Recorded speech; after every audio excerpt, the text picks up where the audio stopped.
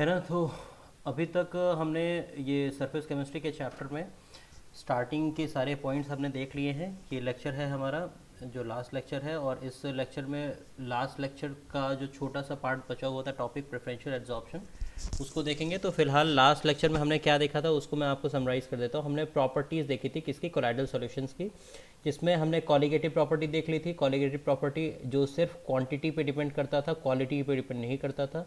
Secondly हमने देख लिया था टिंडल इफेक्ट, किसी भी पाथ ऑफ लाइट जो होती है वो विजिबल होती है। क्यों? क्योंकि स्कैटर्ड होती है लाइट उन पार्टिकल्स के द्वारा जो उसके पाथ में आ रही होती हैं। फिर हमने टिंडल इफेक्ट के बाद हमने देखा था कि ये क्या है, कि ये कुछ कलर्स शो करते हैं। तो तीसरा हमने देखा था कलर, कि ये क्या है कि कोलाइडल पार्टिकल्स कलर इम्पार्ट करते हैं। ऐसा कैसे कर लेते हैं? क्योंकि ये क्या करते हैं, स्कैटरिंग्स करते हैं अलग अलग वेवलेंथ की, है ना। जैसे इसका अगर ब्लू कलर दिखेगा तो वो कैसे दिखेगा, यहाँ पे पार्टिकल्स है, यहाँ पे लाइट पड़ रही होगी और यहाँ आँख है, तो ये स्कैटर कर रही होगी कुछ लाइट, है ना, वो मेरे आँख में पड़ी होगी and we are getting this colour as blue, है ना। तो कलर को हमने देखा था कि तीसरी प्रॉपर्टी है कलर, ये इम्पार्ट करती है। चौथा क्या है, ये ब्राउनियन मोशन करती है, जो बहुत ही ज़्यादा फेमस है आपके और एग्जाम्स में आता है। ब्राउनियन मोशन में एक लाइन आपको लिखनी होती है, वो है zigzag motion. What is Brownian motion? It is a kind of zigzag motion like this, and this is very important again, Brownian motion. फिर उसके बाद से हमने क्या देखा था, हमने देखा था कि भाई कोलाइडल पार्टिकल्स पे कुछ चार्जेस होते हैं। तो चार्जेस में हमने मोस्ट फेमस जो देखा था वो देखा था कि जो हेमोग्लोबिन है, हेमोग्लोबिन का पूछा जाता है, वो पॉजिटिवली चार्ज होता है। और हमने देखा कि जितने भी मेटल्स होते हैं वो सारे कैसे होते हैं, नेगेटिवली चार्ज होते हैं। यहाँ तक हमने देखा था, ये देखा था हमने चार्ज के बारे में। फिर हमने इसके आगे हमारे पास एक टॉपिक आया था प्रेफरेंशियल एब्जॉर्प्शन का, जिस टॉपिक को हमने लास्ट लेक्चर में छोड़ा था, और उस टॉपिक को हम इस लेक्चर में करेंगे, प्रेफरेंशियल एब्जॉर्प्शन का। तो क्या होता है उसको हम देखेंगे अभी इस लेक्चर में। उसके आगे हमने देखा था क्या, प्रेफरेंशियल एब्जॉर्प्शन के बाद हमारे पास एक टॉपिक आया था, वो टॉपिक था इलेक्ट्रोफोरेसिस का। इलेक्ट्रोफोरेसिस अगेन ये छठी प्रॉपर्टी थी कोलाइड्स की, जिसमें हमने देखा था कि जो कोलाइड्स होते हैं, चार्ज पार्टिकल्स होते हैं, वो एक तरफ से दूसरी तरफ क्या करते हैं, वो रन करते हैं, है ना। तो इसको हमने इलेक्ट्रोफोरेसिस कहा था। अगर इधर से इधर निगेटिव जब रन कर रहे थे तो इधर से इधर पॉजिटिव रन कर रहे थे, तो movement of particle is prevented from suitable means, and this movement is called as electrophoresis since it is made by using some electricity, है ना। We are having anode and cathode which are producing some electric currents, right. उसके बाद हमने सातवीं property देखी थी coagulation या precipitation की, जिसमें हमने देखा था कोआगुलेशन किसे कहते हैं, तो settling down of colloidal particles को हमने कोआगुलेशन कहा था। उसको अचीव करने का हमने अलग अलग तरीके देखे थे, कोआगुलेशन कैसे कर सकते हैं। तो ये हमने 5 तरीके देखे थे कि इलेक्ट्रोफोरेसिस से, या अपोजिट चार्जेस को मिला करके, या बॉयल करके, या परसिस्टेंट डायलिसिस के थ्रू, या फिर एडिशन ऑफ इलेक्ट्रोलाइट्स। तो इनके थ्रू हमने देखा था। उसके बाद हमने एक बहुत ही इंपॉर्टेंट देखा था, जो वेरी वेरी इंपॉर्टेंट था, वो था हमारे फ्लॉक्यूलेटिंग पावर पे कुछ क्वेश्चंस देखे थे। और ये एक छोटा सा डिफिनेशन देखा था, जो ये बहुत ही इंपॉर्टेंट डिफिनेशन है कि मिनिमम कंसंट्रेशन कोएगुलेटिंग वैल्यू का क्या डिफिनेशन होता है। तो ये बहुत ही इंपॉर्टेंट था, इसको हमने देखा था। साथ ही साथ हमने यहाँ पर देखा था हार्डी-सुलजे रूल। इसी हार्डी-सुलजे रूल को कोएगुलेटिंग पावर का भी कहते हैं, या फ्लॉक्यूलेटिंग पावर, तीनों नाम इसी के हैं। कोएगुलेटिंग पावर, फ्लॉक्यूलेटिंग पावर या हार्डी-सुलजे रूल, तीनों ही एक ही बात बताते थे। उसमें यही बताता था कि जिनके पास ज़्यादा आयंस होंगे, है ना, जिनके पास ऐसे ज़्यादा आयंस होंगे तो वो क्या कर सकते हैं कि वो ज़्यादा कोएगुलेट कर सकते हैं किसी को। जिसमें हमने बेसिक एग्जांपल देखा था कि अगर मान लो हमारे पास Al+3 था, और हमारे पास Ba2+ था, और हमारे पास यहाँ पे था Na, है ना। इन तीनों को हमने क्या करना है कि Cl से कंपेयर करना है कि कौन ज़्यादा कोएगुलेट कर पाएगा। तो ये कोएगुलेट कर पाएगा, क्यों? क्योंकि अकेला एल्युमिनियम 3 क्लोरीन को कोएगुलेट करने में हेल्पफुल होता है।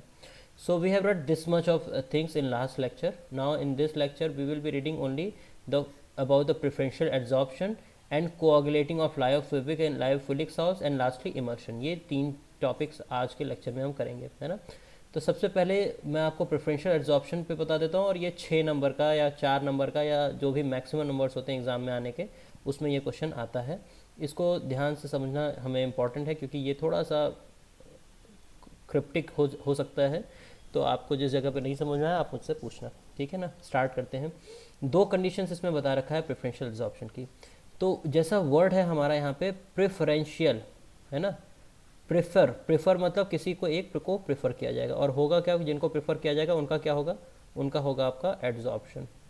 So we are talking about the preferential adsorption, right? Now in the first case, when highly diluted solution of silver nitrate is added to highly diluted potassium iodide, हो क्या रहा है कि हमारे पास है क्या, यहाँ पे एक सोल्यूशन है जिसमें रखा क्या है, हाईली डाइल्यूटेड पोटेशियम आयोडाइड रखा गया है। और इसमें डाला क्या जा रहा है, इसमें डाल दिया जा रहा है आपका सिल्वर नाइट्रेट, है ना। तो हमने डाल क्या दिया इसमें, सिल्वर नाइट्रेट, यानी AgNO3, इसको हमने डाल रखा है। अब होगा क्या, जैसे ही हम इसको इसमें मिलाएंगे तो इसमें चूँकि अगर हम पानी में चीनी को पानी में मिला रहे हैं तो पानी ऑब्वियसली क्वांटिटी में ज़्यादा होगा, यानी पानी के आयंस भी ज़्यादा होंगे, है ना। तो हुआ क्या कि हमें पहले देखना है कि देखो, चाहे पानी में चीनी मिलाओ या चीनी में पानी मिलाओ, अंतिम में बनना तो शरबत ही है। उसी तरीके से यहाँ पे भी देखो, चाहे KI पोटेशियम आयोडाइड में AgNO3 मिलाओ, या दूसरी केस अभी हम देखने वाले हैं जिसमें AgNO3 में हम पोटेशियम आयोडाइड मिलाएंगे, उस केस को भी मैं यहाँ बना ही देता हूँ, है ना। उस केस में हम क्या करेंगे कि हम जो इसको डालेंगे वो होगा KI, और जिसमें डालेंगे वो होगा हमारा AgNO3, है ना। तो चाहे जिसको भी जिसमें डालो, आपका जो एक कोagulation यानी कि एक कोलाइड जो बनना है वो आपका AgI ही बनेगा। तो दोनों ही केस में हमने एक बना दिया कि AgI जो है वो आपका एक कोलाइड बन रहा है। अब ये बनने के बाद अब हमें मशक्क़त इस पे करनी है कि एड्जॉर्प्शन किसका होगा। तो अब देखिए क्या है, इस सॉल्यूशन में इस वक्त 4 आयंस हैं, एक है Ag+, एक है NO3-, एक ये है, एक ये है, और कौन है, एक है K+, है ना, और एक है आपका I-। ये 4 लोग यहाँ पे बैठे हुए हैं इस सॉल्यूशन में। अब इस सॉल्यूशन में किसका एड्जॉर्प्शन होगा ये देखना है हमें, है ना। तो देखो एड्जॉर्प्शन किसका होगा, तो जो ज़्यादा होगा वो ज़्यादा डोमिनेट करेगा। जैसे अगर मेरे घर में कोई गेस्ट आ रहा है तो मैं ज़्यादा अपने तरीके से खुल के रहूँगा, मैं जो चाहूँगा, अगर गेस्ट को चाहूँगा पहले रूम में बैठाना तो उसमें बैठाऊँगा, दूसरे रूम में चाहूँगा तो उसमें बैठाऊँगा, यानी डोमिनेंस मेरा है और गेस्ट का कोई खासा डोमिनेंस नहीं है। इसी तरीके से यहाँ पे, है ना, यहाँ पे क्या होगा हमारा कि इस रूम में जैसे KI के घर में अगर AgNO3 आ रहा है तो डोमिनेंस होगा KI का, और KI में कौन से आयंस ज़्यादा हैं, तो KI में K+ और I-, यही 2 आयंस हैं। तो इन 2 आयंस का क्या हुआ, डोमिनेंस हुआ। तो एड्जॉर्प्शन भी इन्हीं दोनों में से किसी एक का होगा, है ना, इन्हीं K में और I में, इन दोनों में से किसी एक का क्या होने वाला है, एड्जॉर्प्शन होने वाला है। तो इसको या इसको हम एड्जॉर्ब कराने वाले हैं। अब एड्जॉर्ब किसको कराएंगे, दोनों ही कह रहे हैं कि मुझे एड्जॉर्ब करा लो, क्यों, क्योंकि मैं क्वांटिटी में ज़्यादा हूँ, मेरे घर में चीज़ें हो रही हैं। तो ये कहेंगे कि ऐसा है, एड्जॉर्प्शन तो हम करने वाले हैं लेकिन इसके साथ हम प्रेफरेंशियल भी करेंगे, यानी किसी एक को प्रेफर करेंगे पहले। तो इन दोनों में से किसको प्रेफर करेंगे, तो जो इनके पास ऑलरेडी है। मान लो तुम DM बन चुके हो और DM बन करके या एक कंपनी के मालिक हो, और तुम क्या कर सकते हो कि 2 पर्सन है, 2 पर्सन में से किसी एक को किसी एक जॉब के लिए अपॉइंट करना है। तो उन दोनों में से तुम देखोगे कि इन दोनों में से कोई मेरे घर का है क्या, या मेरे क्लोज का है क्या। जनरली लोग ऐसा करते हैं, जो क्लोज का होगा उसे एड्जॉर्ब कर देंगे या उसे प्रेफर कर देंगे। तो यहाँ पे I जो है, K+ और I- में I जो था वो इनके क्लोज का था, तो इसलिए इन्होंने इसको एड्जॉर्प्शन कर दिया और फाइनली इन्होंने कुछ इस तरीके का बना लिया, है ना। तो यानी कि इनका जो इन्होंने कौन सा आयन एड्जॉर्ब किया, तो I एड्जॉर्ब किया, और I पे चार्ज कैसा था, तो नेगेटिव चार्ज था। यानी कि ये टोटली कैसे बन गए, तो ये टोटली बन गए आपके टोटली नेगेटिवली, यानी कि ये टोटली नेगेटिवली चार्ज बन गए।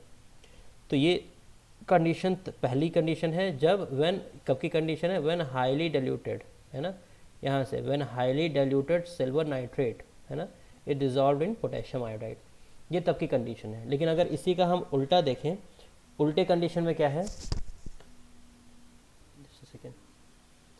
ओके, उल्टे कंडीशन में हमारा क्या है कि अगर हम पोटेशियम आयोडाइड को, है ना, इस पोटेशियम आयोडाइड को अगर हम मिला दें AgNO3 में, तब क्या होगा, तो पोटेशियम आयोडाइड को अगर हम AgNO3 में मिलाएंगे तो इस समय पे बनेगा, बताओ, प्रेसिपिटेट अभी भी क्या बनेगा, प्रेसिपिटेट अभी भी बनेगा क्या, AgI, ये तो कंफर्म है।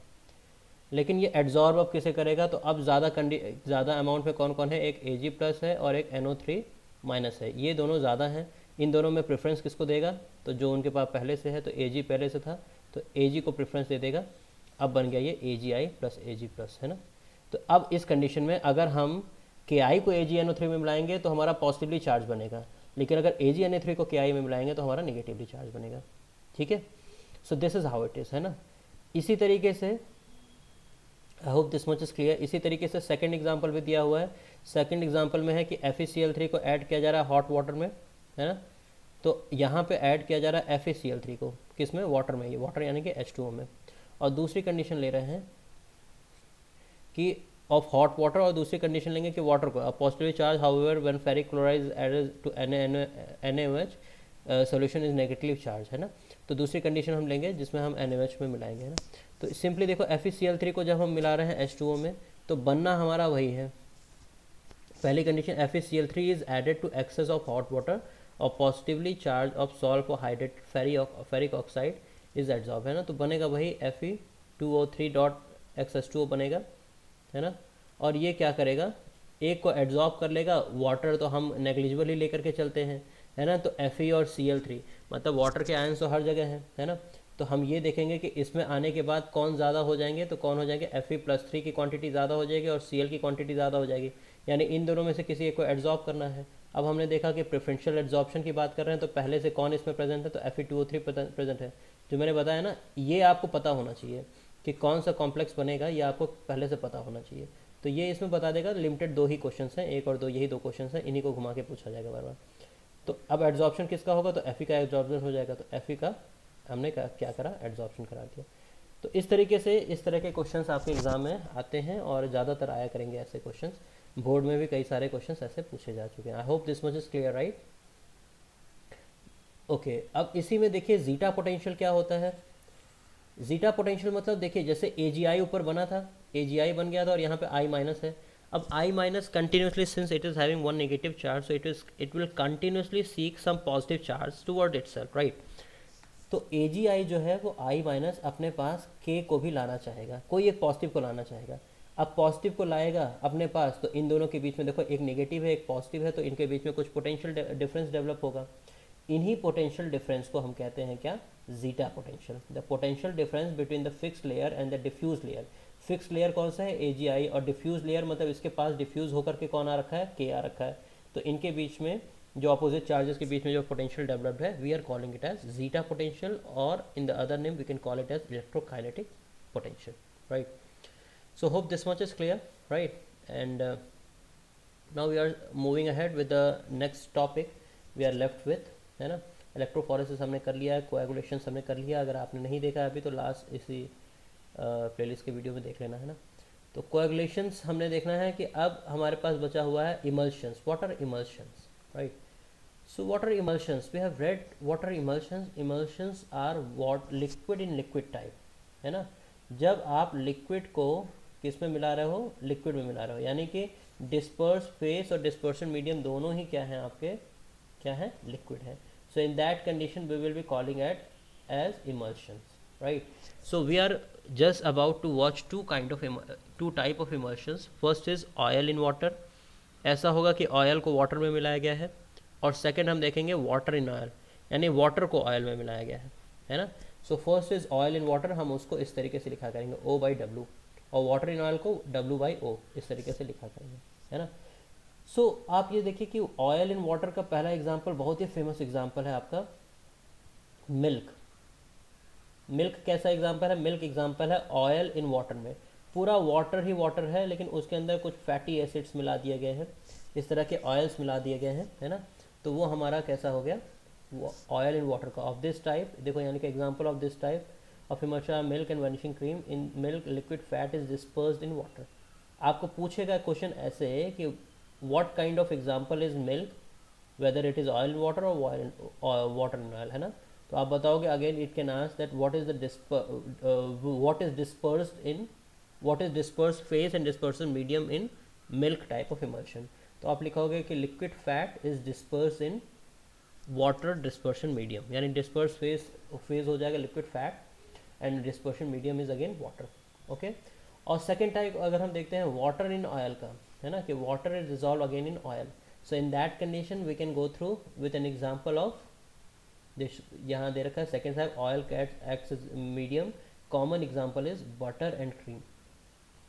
बटर और क्रीम में देखो क्या है कि ऑयल ही ऑयल है, वो बेसिकली पूरा ऑयल ही ऑयल है, लेकिन उसमें थोड़ा सा ना, उसमें हमने थोड़ा सा उसे सॉफ्ट बनाने के लिए उसमें थोड़ा सा हमने वाटर डाल दिया। तो वाटर को डाल दिया किसमें, हमने ऑयल में डाल दिया। So it is an example of water in oil, जिसका हम एग्जांपल हमारे पास है बटर, और साथ ही साथ क्या है हमारे पास free. So we are left with these two examples. Okay, so we have done oil in water and water in oil type, right? अब इसमें एक चीज़ देखिए, आपको और एक एग्जांपल मिलता है इमल्सिफाइंग एजेंट के बारे में पढ़ने को मिलता है ना? तो इमल्सिफाइंग एजेंट्स हम देखते हैं कि उन्हें स्टेबलाइज करने के लिए फॉर, देखो क्यों यूज़ किया जाता है, आता है for stabilization of an emulsion a third component called emulsifying agent is used, है ना? So it is very important. People, yeah, in generally exams this question has been asked that what are emulsifying agents. So emulsifying agents are for stabilization of emulsions, right? This is stabilizing agent, है ना?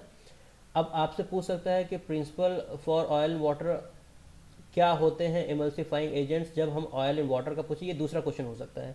तो आपको पूछेगा कि अगर आप oil in water का case ले रहे हो तो इमल्सिफाइंग एजेंट क्या होंगे, तो आप उसमें आंसर लिखोगे कि तब होंगे प्रोटीन्स, गम्स या सिंथेटिक सोप्स। और अगर आपसे पूछा जाए कि वाटर इन ऑयल का आप देखो इमल्सिफाइंग एजेंट, तब क्या होगा, तो इसका क्या होगा, सबसे फेमस है लैम्प ब्लैक। अभी आपका वो हुआ होगा, दिवाली हुआ होगा, दिवाली में एक और रस्म होती है, रस्म में ये होता है कि जो एक घंटी होता है या कोई चीज़ ऐसे घंटी जैसे रहती है, घंटी का क्या होता है कि उसके अंदर कुछ ना ऐसे दिया को ढका जाता है, तो इससे यहाँ पे काले काले आ जाते हैं, है ना?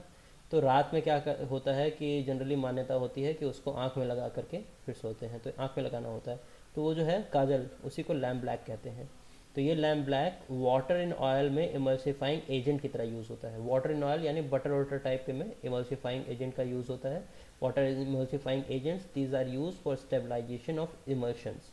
इमल्शंस बने रहे, ऐसा ना कि बन करके फिर उसके बाद से डीस्टेबलाइज कर जाएं, अपने ओरिजिनल शेप में चले जाएं, तो इसलिए हम we generally use emulsifying agents, है ना? So this was all about this complete chapter. और मेरे ख्याल से हमने सारी चीज़ें इस चैप्टर में रिवाइज कर ली है। ये है कुछ कोलाइड अराउंड हमारे आसपास कहाँ कहाँ है, इनको आप बेसिकली देख लीजिएगा। हमारे हर तरफ कोलाइड्स ही कोलाइड्स आपको दिखेंगे।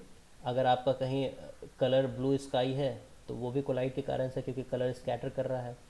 जो ठंडकों में फॉग मिस्ट रेन ये सब होते हैं, ये सभी आपके कोलाइड्स ही हैं। फूड आर्टिकल्स जैसे मिल्क बटर ये सब अभी हमने पढ़ा इमल्शंस हैं, तो एक काइंड ऑफ कोलाइड है। ब्लड हमने पढ़ा था पॉजिटिवली सॉल्व्स होते हैं, है ना? सॉइल्स हमने देखा, फॉर्मेशन ऑफ डेल्टा हमने देखा, डेल्टा क्या होता है, डेल्टा जहाँ पे क्या होता है कि दो तीन तरह की पानियाँ मिलती हैं, खारे पानी वगैरह मिल जाते हैं, तो इसके कारण से वहाँ पे एक डेल्टा फॉर्म कर लेते हैं। Again that is an example of colloids, है ना? एप्लीकेशंस देख लिया कि कहाँ कहाँ हमारे एप्लीकेशंस हैं, तो हम क्या कर सकते हैं कि स्मोक को प्रेसिपिटेट करने में यूज़ कर सकते हैं, है ना? हटा सकते हैं उन्हें। इंडस्ट्रीज़ वगैरह में बहुत ज़्यादा धूल धक्कड़ है, उनको हटा सकते हैं हम, है ना? Again purification of drinking water को प्योर करने में यूज़ कर सकते हैं। मेडिसिन में यूज़ कर सकते हैं, कई तरह के। टैनिंग में यूज़ करते हैं, ये आपके एग्ज़ाम में आता है ना? टैनिंग का ये पोर्शन आपके जनरली एग्ज़ाम में टैनिंग का पोर्शन आपसे पूछा जाता है। टैनिंग सिंपली क्या होता है ना कि जैसे जूता वगैरह बन गया है, अब उसको क्या है ना कि बहुत ज़्यादा धूप में रखा जाता है, उन्हें पीटा जाता है, जिससे वो थोड़े से हार्ड हो जाते हैं। तो बोल रहा है कि animal hides are colloidal in nature when a hide which has positively charged particle is soaked in tannin which contains negatively charged colloidal particle. Mutual coagulation takes place, this result in the hardening of leather. तो जूते को hard करना है, belt को hard करना है, उन सब में इसको यूज़ करते हैं। होता क्या है, एक पॉजिटिवली चार्ज को नेगेटिवली चार्ज के साथ मिला देते हैं, जिससे वो कोआगुलेट कर जाता है। फिर हम क्लिनजिंग एक्शन में यूज़ कर सकते हैं, फोटोग्राफिक प्लेट्स में यूज़ करते हैं, रबर इंडस्ट्री में यूज़ कर सकते हैं, इंडस्ट्रियल प्रोडक्ट्स में, कई सारे जगहों पे इनको हम यूज़ किया करते हैं, है ना? So this was all about this complete chapter surface chemistry. ठीक है, we are done with the complete revisions again.